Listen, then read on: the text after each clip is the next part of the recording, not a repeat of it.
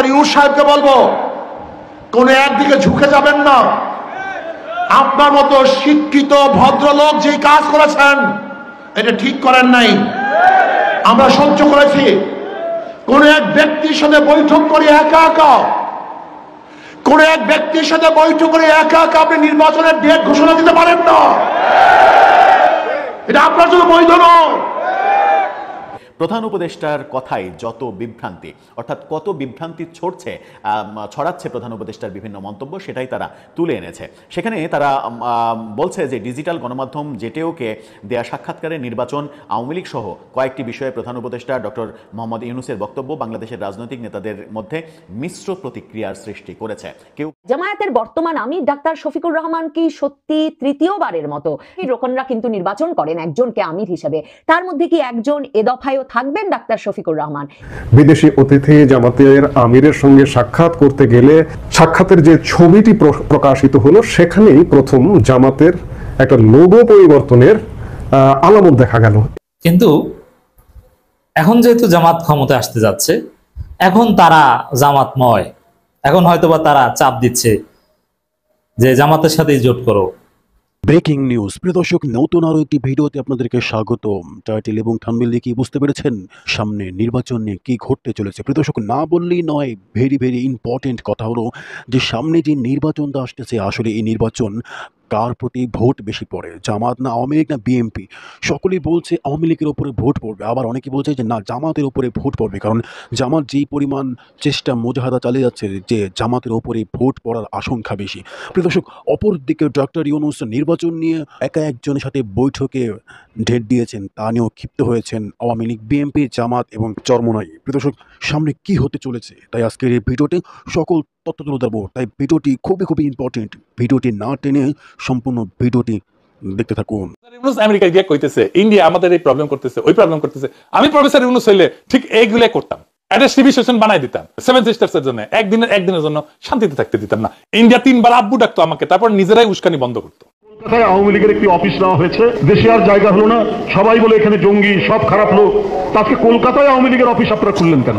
যে আপনি নিজের কথাই বলতেন জনগণ আপনাকে সাপোর্ট করে, এত কিছু করে, তাহলে আজকে আপনি পালিয়ে গেলেন কেন? বেগম জিয়া পালায়নি। এত ধরনের নিপীড়ন, নির্যাতন আর উৎপীড়নের মধ্যেও এই মৃত্তিকা, এই মাটি, এই নদী, এই বৃক্ষ, এই বাংলার মানচিত্র ছেড়ে কেউ যায়নি, কেউ পালায়নি। তো এই সরকার আসার পরে কোন অঞ্চলে কোন ধরনের চুক্তিগুলো বড় বাতিল হয়েছে নাকি আরো তৈরি হয়েছে? কিন্তু তাহলে যে দুই দেশ এই যে মুখে মুখে দেখায় যে ভারত বাংলাদেশের সাথে খারাপ, বাংলাদেশ ভারতের সাথে খারাপ, আসলে কি তাই? ইলিশ পাঠানোর পরিমাণ কি কমছে না বাড়ছে? বিদ্যুতের চাহিদা বাড়ছে, চুক্তিগুলা বাড়ছে। ভারতের সাথে শেখ হাসিনার যে কঠিন চুক্তিগুলো ছিল কোনটা কি বাতিল করা হয়েছে? হয়তো 2-1টা। তাহলে আভ্যন্তরীণ সম্পর্কটা ভালো, দুই দেশের সরকারই দেখাচ্ছে।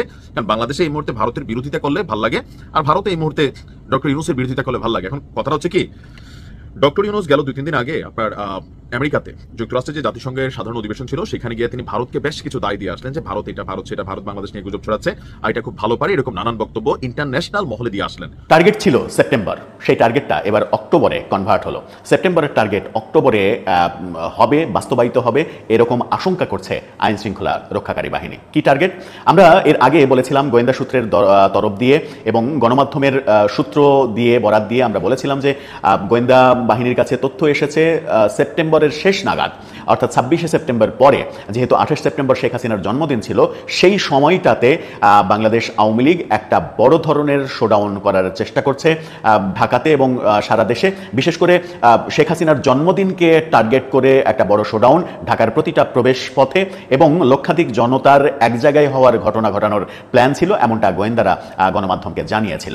কিন্তু আমরা সেপ্টেম্বরে সেই ঘটনা দেখিনি। 24 তারিখে কর্মসূচিতে একযোগে একদিনে একই এলাকা থেকে 244 জনকে গ্রেপ্তারের পর আওয়ামী লীগের অনেক তথ্য, টেলিগ্রামের গ্রুপের অনেক তথ্য ফাঁস হয়ে যায়। সেই ফাঁস হয়ে যাওয়ার কারণে হয়তো আওয়ামী লীগ পরবর্তীতে আর কোনো অ্যাক্টিভিটিস করার চেষ্টা করেনি সেপ্টেম্বরে। এবার গণমাধ্যম এবং গোয়েন্দা সংস্থা বলছে, বিশেষ করে গণমাধ্যম গোয়েন্দা সংস্থার বরাত দিয়ে বলছে যে আওয়ামী লীগের টার্গেট এবার অক্টোবরে বড় ধরনের শোডাউন, লক্ষাধিক জনগণের জমায়েত, এবং সেটা ধানমন্ডি 32 নম্বরে জমায়েত হয়ে সেখানে বসে যাওয়া, এবং এমন অভিযানও হতে পারে সেটা হচ্ছে মার্চ টু যমুনা। কি পরিকল্পনা করছে আওয়ামী লীগ, কি বলছে গণমাধ্যম? হঠাৎ করে এই যে এজেন্ডা পরিবর্তন, অর্থাৎ সেপ্টেম্বরের কার্যক্রম অক্টোবরে টার্গেট করা, এটা কেন হলো? কিংবা এই তথ্যের পেছনে আদৌ বাস্তবতা আছে, নাকি গণমাধ্যম থেকেও নানা ধরনের উস্কানি, একটা উত্তেজনা, একটা গরম হাওয়া তৈরি করার চেষ্টা করা হচ্ছে? বাংলাদেশ জামায়াতে ইসলামী যখন তার সমর্থন, শক্তি এবং রাজনৈতিক গ্রহণযোগ্যতায় বাংলাদেশের জন্মের পর থেকে এই সময়টাতেই সবচেয়ে সুবিধাজনক অবস্থায় পৌঁছেছে বলে অনেক রাজনৈতিক বিশ্লেষক মনে করছেন। অনেক হিসেব নিকেশ, পরিসংখ্যান এমন কথাও বলছে যে দলটি শুধুমাত্র যে আগামী নির্বাচনে অত্যন্ত ভালো ফল করবে তাই নয়, হয়তোবা চমক দেখিয়ে ক্ষমতায়ও চলে যেতে পারে। এমন সব আলোচনা যখন চলছে, তখন বাংলাদেশ জামায়াতে ইসলামী তার শীর্ষ পদ জামায়াতের আমির পদে পরিবর্তন আনতে যাচ্ছে। যেসব কারণ বলা হয় জামায়াতে ইসলামীর এই বিপুল সাফল্যের কারণ হিসেবে, যেই কারণটিকে সবচেয়ে এগিয়ে রাখা হয় সেটি হচ্ছে যে দলটি ভীষণভাবে সুশৃঙ্খল বলেই সংগঠিত, এবং এই সংগঠিত ও সুশৃঙ্খল দলটি একটা নিয়মতান্ত্রিকতার মধ্যে পরিচালিত হয়, ভীষণভাবে তাদের গঠনতন্ত্র মেনে চলে, এবং এসব মেনে চলবার কারণেই 15 বছর ধরে, শেখ হাসিনার আমলে তো বটেই, 2007 সালে তত্ত্বাবধায়ক সরকারের সময় থেকেই ব্যাপক ঝড় ঝাপটার মধ্য দিয়ে যাওয়ার পরেও এই দলটি জামায়াতে ইসলামীর সমর্থন, লোকবল ক্রমাগত বেড়েছে, এবং এর রাজনৈতিক নেতৃত্ব নিয়ে দলের ভেতর কোনো অন্তর্কোন্দল কিংবা দলের ভেতর দলকে শক্তিহীন করার কোনো প্রক্রিয়া শুরু হতে দেখা যায়নি। এরই প্রক্রিয়া হিসেবে, এরই প্রমাণ হিসেবে আসলে হাজির করা যেতে পারে এই নির্বাচন খুবই অত্যন্ত গুরুত্বপূর্ণ। এই নির্বাচনের আগে জামায়াতের আমির পদে যিনি আছেন তাকে নিজেকেই একটা নির্বাচনের মধ্য দিয়ে যেতে হওয়ার এই প্রক্রিয়াটিকে। জামায়াতের আমির ডাক্তার শফিকুর রহমানের মেয়াদ শেষ হচ্ছে এবছর ডিসেম্বরে, 2025-এর ডিসেম্বরেই। তাই জামায়াতে ইসলামী নতুন আমির নির্বাচন করতে যাচ্ছেন। এই নতুন আমির নির্বাচিত হবে জামায়াতের সারা দেশে ছড়িয়ে থাকা সদস্য বা রুকনদের সরাসরি গোপন ভোটের মাধ্যমে। বিভিন্ন দলের ভিতরে প্রচুর জামাত শিবির। জামাত ক্ষমতায় আসার দ্বারপ্রান্তে বিভিন্ন দলের অভ্যন্তরে তোলপাড় সৃষ্টি হয়েছে, নড়বড় একটা অবস্থা সৃষ্টি হয়েছে, এমনটাই বলার চেষ্টা করছেন গণ অধিকার পরিষদের সাধারণ সম্পাদক জনাব রাশেদ খান। এটা কিন্তু আমার বক্তব্য না। রাশেদ খান একটা ফেসবুক পোস্ট দিয়েছেন, যেটা নিয়ে গণমাধ্যমে রিপোর্ট হয়েছে। তার বক্তব্যের সার কথা এটাই যে জামাত শিবির বিভিন্ন দলে লোক ঢুকায়, তারপরে ওই দলগুলো ক্ষতিগ্রস্ত হয়। বিশেষ করে তিনি যেটা বলতে চেয়েছেন কিন্তু মুখ ফুটে বলতে পারেননি, এমনিতে দুঃসময়ে জামাত শিবির যাদেরকে ইনক্লুড করিয়েছে, হ্যাঁ, তারা ওইসব দল করেছে, রাইট, গুড, ভালো থেকেছে।